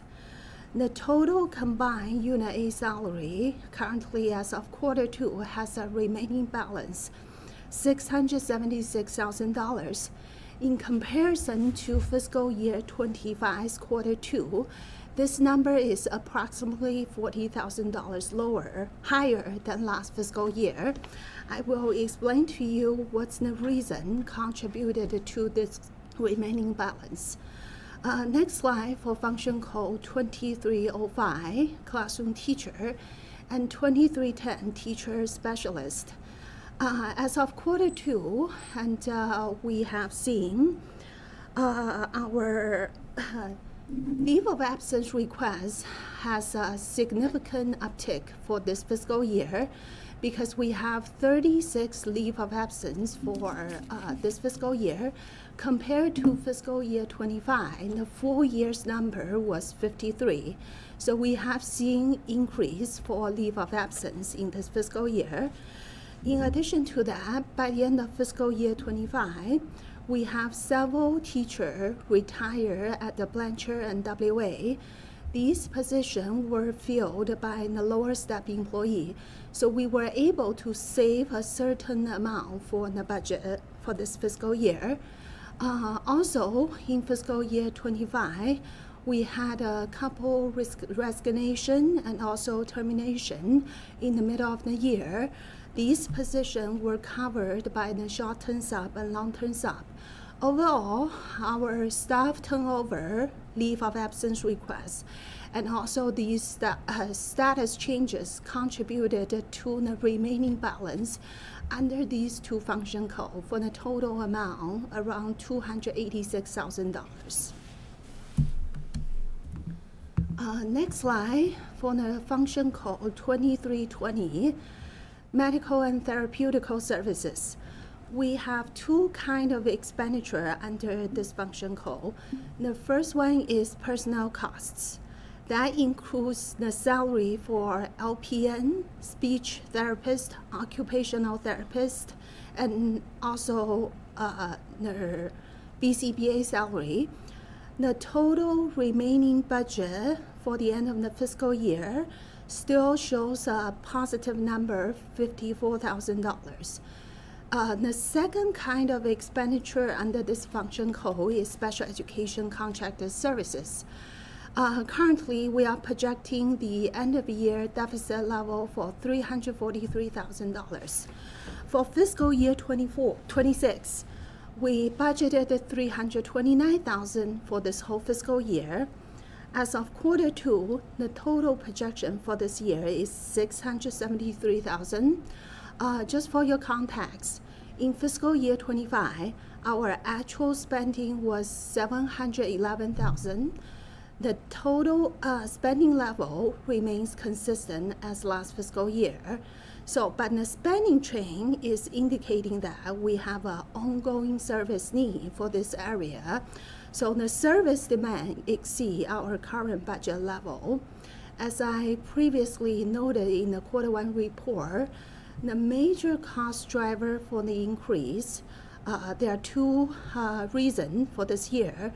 The first one is we need to provide nursing support for students returning from out-of-district placement in the Compass classroom support. In addition to that, we have LPN vacancy for this year, so we need to contract the service out so we can maintain the required nursing coverage for this year. Due to the deficit level for this year, we are closely monitoring the spending for the remaining of the fiscal year under this function code. Next slide for function code 2325, teacher substitutes. In fiscal year 25, the total budget under the teacher substitute is a little bit over $500,000. As of quarter 2, the actual spending is $178,000. So the remaining budget is $327,000. This spending for quarter 2 is around $40,000 lower than last fiscal year. We do not typically encumber for substitute costs because the expenditure level fluctuates year by year. You can see here the last 3 years data that range from $430 to $560 in the last 3 years. And the breakdown for this year, we spent $45,000 for the long-term sub and $133,000 for the short-term sub as of quarter 2. Next slide is function code 3300, transportation. For regular transportation, as a result of the school start time study and the routes optimization research, we were able to reduce the number of the buses from 35 to 34. So by reducing only one bus, we were able to save $93,000 for this fiscal year. That's almost equivalent to one teacher in bachelor degree for step 14 salary, which is very helpful for this year's budget. For the special education transportation, the special education department currently encumber 1.9 million in the system. That's a combination of actual expenditure 452,000 and the encumbrance 1,450,000. So this number is a little bit over last fiscal year's actual spending. Currently, we are facing some challenge for the DBUS billing system because as of Q2, we have only received the bill through September, basically, and the billing system is 3 months falling behind. So special education department has to routinely follow up with DBUS in order to receive the bill. So after a couple email follow-up, we finally received the bill last Friday afternoon for the bill from October to December. From the budget perspective, and it's really hard for us to make a projection because we have to use a couple months actual bill to estimate, to make the calculation how much is the daily cost for the transportation, so we can estimate what's the appropriate level for the whole fiscal year. However, without that information at this point, we don't know if we have the appropriate level for encumbrance in the system. So once we have more data and the analysis, we will keep you posted in Q3. How is our encumbrance level in the system? Just want to underline that because that circles back to our conversation about town meeting date, is that Jenny's saying she's making projections for FY27, Right. like building the budget in September, October, November, based on 2 months or 1 month of school. Or of last bus year's. rides. Yeah. Yeah. Last year's. So even 3 to 4 more weeks of in the budget timeline could help get more of that feedback loop. Not that it's going to help now, but when we get to a new contract again, that may be something we want to put in there, is a billing requirement of how quickly time. they're requesting money from Well, us. the So- concern here is that it's the bills for the special education Right. transportation, which isn't we don't have a contract with them Oh. for that. The contract that we have Is for- that we're Regular bus. is on the regular larger yellow buses, and we know what that billing cycle is. Right. Right? But so they tend to have the better prices for the routes. We don't have to use them Okay. for our special education transportation, and we actually don't use them for all of it. Sometimes if they can't if they can't handle a route, then we do use a different vendor. But this is something that it's just part of our Challenge. yeah, it's the challenge. It's their billing is. I mean, we do continue to put that pressure on them because it's not just us. It's actually sort of their reputation, right, with other districts as well too. And like you're saying, it's an area that we're monitoring very closely and can go up and down. It's not like it's the big yellow buses that we know there's 34 buses every day. And- This is the bill. But still And think they you have need a to- contract of some sort with them.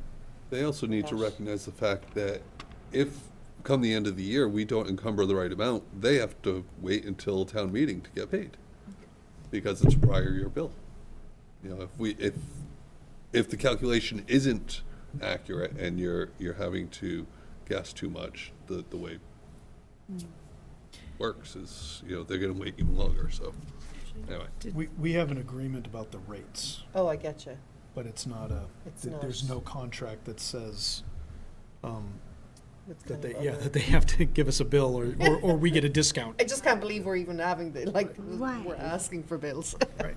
Typically, the business, they will send a bill right away Yeah. because they are relying on those revenues to pay for their employees. My experience is I get the bill before I get the product, so. That's the And I have to say, the no, I opposite. can't do that, so. So we have to identify a solution going Yeah. forward so we can get a timely billing from DBUS. One sec, Jenny. Shane? Yeah, I had a quick question.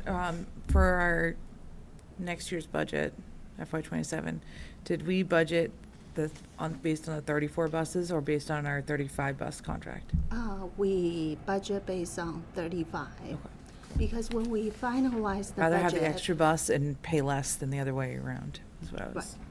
Perfect, thank you. Next line is 4,000 operation and maintenance. This function code is under facility department. Here you can see a summary chart for last 3 fiscal years data as of Q2 for custodial services. The first column is salary. Salary is based on fiscal years and actual data, and also based on the union contract rate. And we also have the data for substitute and overtime. Just by a quick review for these data, you can tell the mix of the spending is shifting. For the substitute cost is increasing in the last 3 years, which is suggesting that we have more leave of absence requests. It took a longer time for us to backfill for those positions.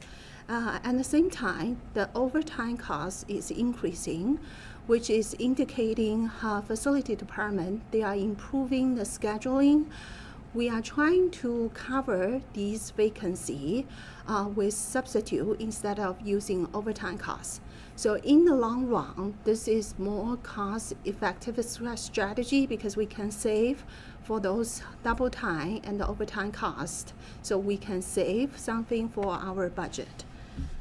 Next one is function code 4120, heating of the building, and the function code 4130, utility services. For heating of the building, we are paying close attention to this area for this fiscal year because we are facing significant budget challenge for the heating cost. The current projection for the end of year balance will be a deficit 311,000. As I previously noted several times, per town's instruction, we mirror fiscal year 26 budget in the same amount as fiscal year 25. So fiscal year 26 budget is $800,000. However, fiscal year 25's actual expenditure was closer to $1 million. Therefore, before we even enter fiscal year 26, we already foresee we will have a minimum deficit level for $200,000. Therefore, for facility department at the beginning of the school year, they encumber a total amount, $1.1 million in the system, just to be safe because that's already $100,000 more than last fiscal year. However, we have an extremely cold winter. We have received the bill through December. We can tell December's bill already doubled than November's bill. And for January, we had 2 snowstorms. And so we don't know What's the what's temperature gonna... this week? And the Yes, going- right. And based on the current data and the information, we did an analysis. So we probably need to ask facility department to encumber additional $125,000 in the system to cover the whole fiscal year. Therefore, the Q2 deficit level, $311,000 deficit, you have to add additional 125. That means by the end of the fiscal year, our deficit level for the heating cost area could be as high as $430,000. So just for the planning purpose, at this point of the year, we have to think about how can we, face this challenge? How can we cover the deficit in this area? So for the utility services, under this function code, it covers the expenditure for electricity, water, and stormwater. The available ending balance for this function code is about $391,000. So that's a little bit better than the heating cost. Jenny, do we know, either through Dr. Chu or you, do we know if the other town buildings are seeing that trend in heating? We haven't had that conversation. Jenny did share this information with Dan O'Donnell when she first saw it, and so I don't know the impact, but they were looking at it and watching it. But I think she was the one who saw it and said, hey, this is, again, an increase. Yeah. We didn't have a conversation as to how Are you much seeing theirs it was too? increasing, Yeah. but they were watching it. But I'll ask Jeff, because Just Jeff, curious. Yeah. yeah. It's on Ours the is radar. definitely going to be more because Sure. we just have more buildings. Well, and we also have some really old buildings with heat plants that, Old Larger systems and- spaces. well, Yep. our building right across from us here, our heat plant that keeps one room at Right. almost 80 degrees to be able to heat the rest of the building, Inefficient. basically. Yeah. Right, so We're gonna go hang out in that room. it's stifling. So, it is good to see that it's a little bit of a balance, that we are saving on the electricity. And hopefully they will come out in the end and that'll be the transfer, but. Next one is function code 4225, building security. Fiscal year 26 marks as the second consecutive year we have a projected year-end deficit. The current deficit level is 45,857.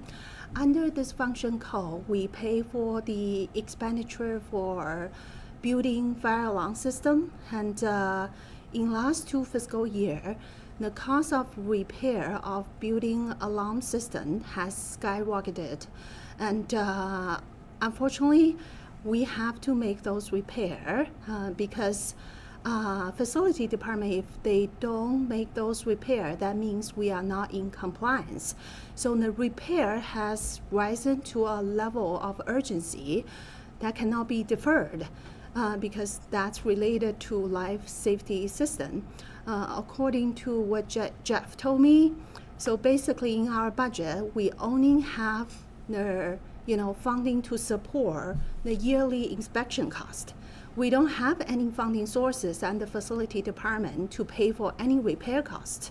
So this will be a problem we will continue to see in fiscal year 27. The major reason for the cost increase is inflation driven and the vendor pricing increase for last 2 fiscal years. Any questions?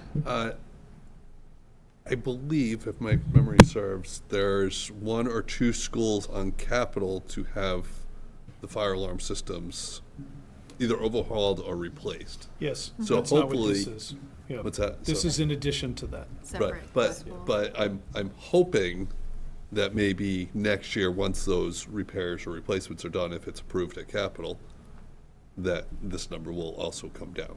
Well, to Jenny's point, what's been budgeted is the inspections and things like Right. that. So you're right. This cost this isn't something that we would think that we would see every year. Right. But when we see it, we have to deal with it. Yes, but I'm hoping that it's not something that we should carry into next year if we have new systems that are then under warranty, so.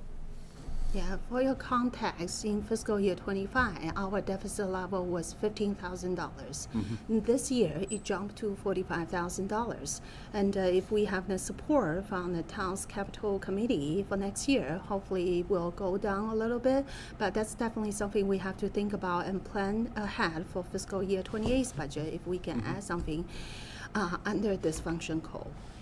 But you're saying that repairs are at different schools? So Miller and Nab are on the replacement list, but Yes, Yes. the issues this year have been at other schools? that's what I believe. That's coming Oh, okay. from WA, from Blanchard, from Oh, wow. many okay. different schools. It's not just individual school for this overage. But not surprising. Well, some of these things go back to the suggestions that have been made, came up in the FinCom meeting about these facilities costs rolling up to the town and being separated from our school budget, and these being things that we don't have to worry about as much. If we could ever make that shift to having the facilities costs and stuff be rolled up separate. I think it's things that we would still have to worry about. Yeah. Well, And I think there's some pros and cons to that, but financially, maybe not as much. I wonder but- if, do we have the conversation maybe of finance of, do we use some offset if this continues to build from the building usage account? For some of that, yeah. I mean, when I look at those utility costs, that's when I start to think, okay, wait a second, that's just a problem that I think as a town we have to reassess, right? Yes. Because it shouldn't be, because we saved, $15,000 by getting a teacher who was less expensive than somebody else, that $15,000 should then go to pay the heating costs. Right. That doesn't seem appropriate. No. And that's what has been happening, is that we've been finding ways to pay that bill. Like the electrical piece, if that savings offsets the increase of the heat, that makes sense. Fine, yeah. But if it's coming out of a curriculum line, it doesn't make any sense, and that's what we've been doing. Okay. Sort of balance would be. Yeah. Hmm. Next one is function code 9,000 out of district tuition, and due to the expense deficit level from last fiscal year and the experience from last year, we are paying close attention for these function code. And the chart on the top is a summary for fiscal year 26 out of district tuition budget. It's coming from 3 funding sources. We have 2.8 million coming out of general fund, and we use grant IDA 240 to offset $820,000 for the contracted services, and 3.1 million is coming out of circuit breaker. For the offset amount, we have fully applied the amount into circuit breaker and grant 240. And the chart in the middle gives you the breakdown for general funds and general fund operating spending. As of Q2, the year-to-date expenditure is $1.3 million. The total encumbrance we have in the system is 2.1. So the end of the year projected deficit level will be $677,000. For this year, we will continue to receive Valley Collective's credit balance. So that credit amount, $171,000, has not been reflected in Q2. So once we apply that credit into Q3, the projected ending balance will be around $500,000. This number actually looks much better than last fiscal year. She did say there was good news in this, right? And this is, you gotta look and say, last year it was 1.1 or $1.2 million, and now it's. That little green arrow is doing a lot of work. It is, yeah. Right, if you compare 1.1 to $500,000, it's almost $600,000 lower than last fiscal year. So that's helpful for this year. And at least in this area, we have better projection than fiscal year 25. So this summarizes our general fund, and next slide is for federal grant and state grant. For federal grant, the title fund funding ended in fiscal year 26 because Westford fell below 2% poverty level. Currently, the biggest federal grant is grant IDA 240. The total grant amount is $1,099,000. That covers 2 years time spent. Additional funding, as I just said, $820,000 has been fully applied for the special education contracted service. The remaining funding, we will use that to support a portion of school psychologists, academic tutor salary, also nursing and BCBA support, as well as a portion of Lexia's expenditure. And another good news for the state grant, we are expecting a fair share earmark grant for $100,000 from the state. The funding is made generously to Christopher Lee from Representative Arciero. We will use the funding to strengthen digital literacy and help us to upgrade and modernize classroom technology. Because this is a one-time fund, we will make sure the school administration, they purchase those durable devices, such as purchasing the devices like a Chromebook, iPad, any like interactive whiteboard or other assistive technology, so we can make sure those devices can be sustained for the future fiscal years. Is there a reason it is just for Crystal Foley, or is it that just how it? That's who representative our CRO. Okay. I mean, That's it the, washes out because other funds don't have to go to those, but yeah, I'm just curious. Right, based on the grant, Yeah. it says it goes to Christopher. And the last slide. Sorry, just to add, I think it was intended for the REACH program too, right, which is at Christopher. Oh, okay.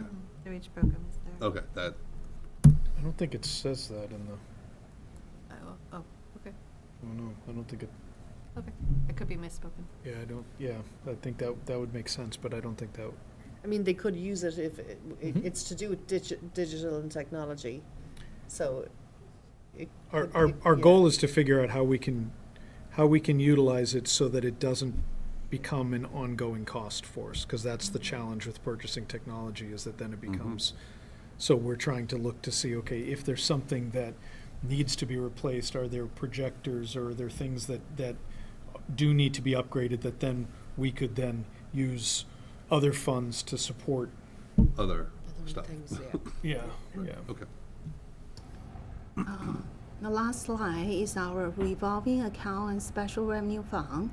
The revolving accounts revenue and expenditure level remains consistent, and for this fiscal year, we are using the revolving account to help us to offset the general fund's operating budget as the NGFG guideline.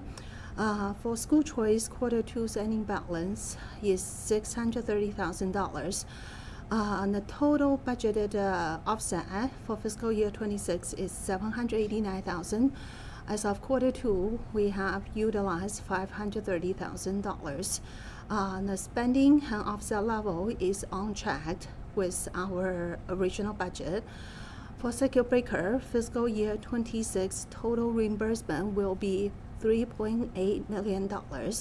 In addition to that, we receive $229,000 in fiscal year 25's Q4. That's available for both fiscal year. We will use $92,000 in fiscal year 26, and the remaining $137,000 will be reserved for fiscal year 27. So by the end of fiscal year 26, we will have a total ending balance in circuit breaker for $4 million. That's the best practice recommended by DESI. We use the fund for next fiscal year to offset the general funds out of district tuition. The last one is special education reserve. Q2's ending balance is $342,000. This summarizes everything for Q2. Any other questions?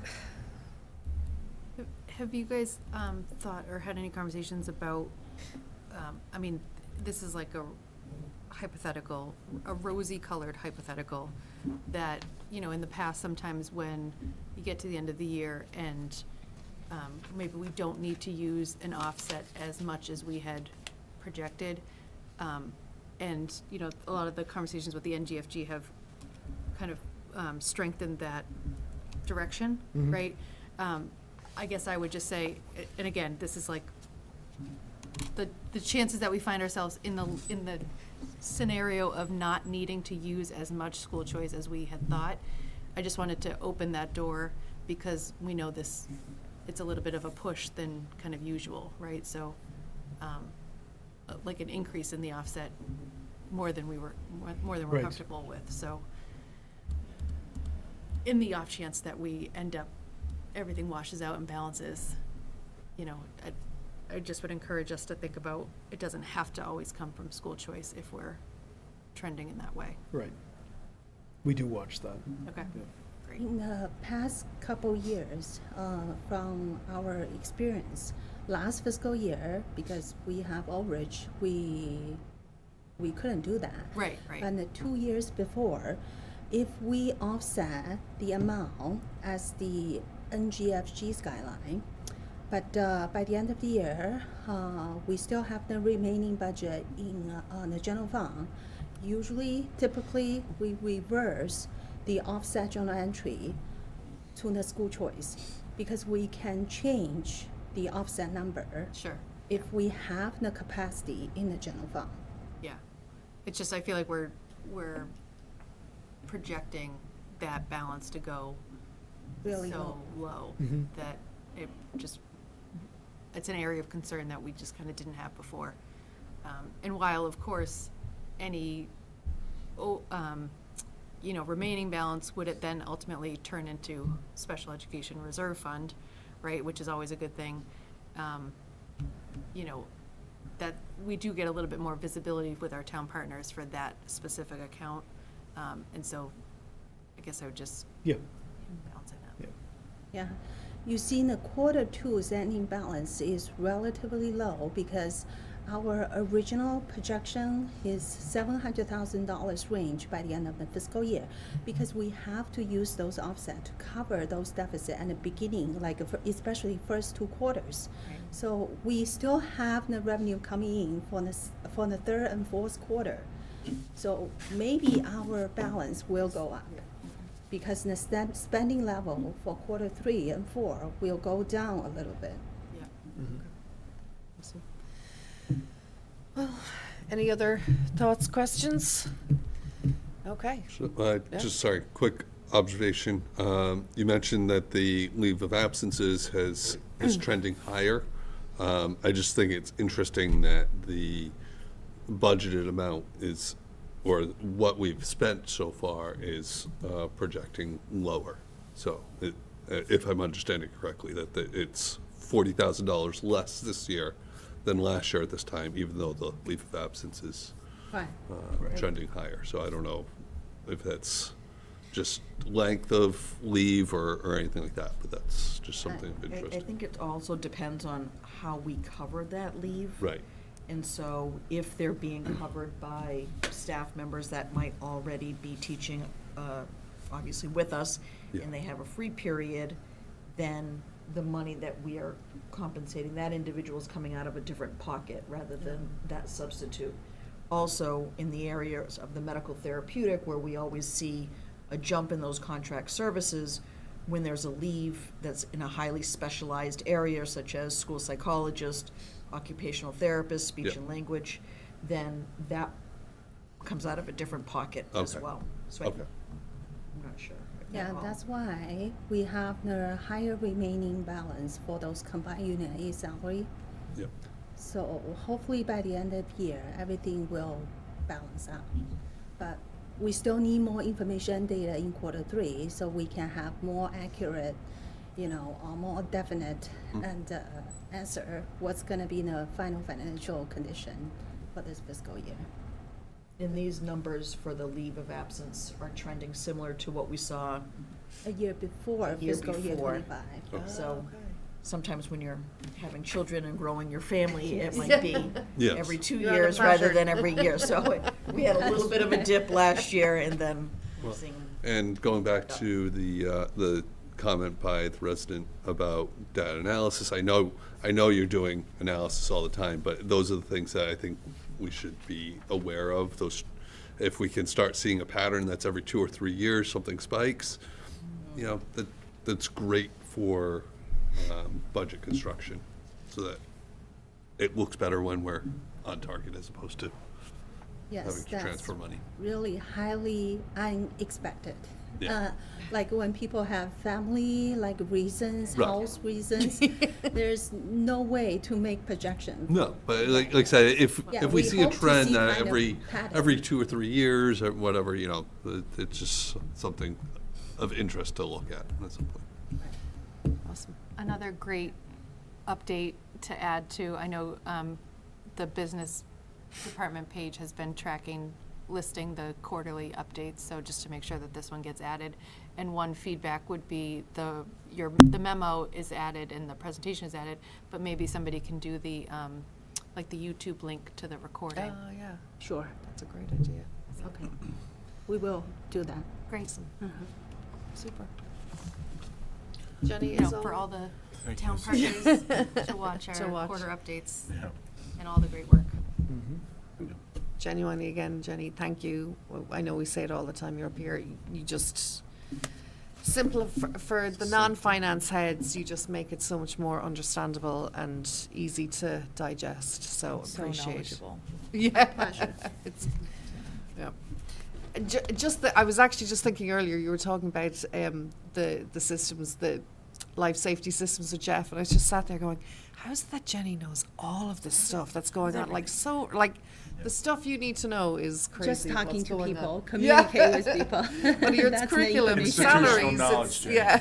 It's institutional knowledge. Your high level of communication shows. Yeah. I like to call it job security. And people just open up to her. That's true. That's awesome. Because if they have challenge, they talk to me, they give me money. You got the money. We're Got the very purse grateful for you, strings. Jenny. Yeah, appreciate it. In your office. Thank you. Okay, and with 9 a.m., 9 a.m., 9 p.m. Motion We've been here all to night. adjourn. Second. Awesome. All in favor? Super.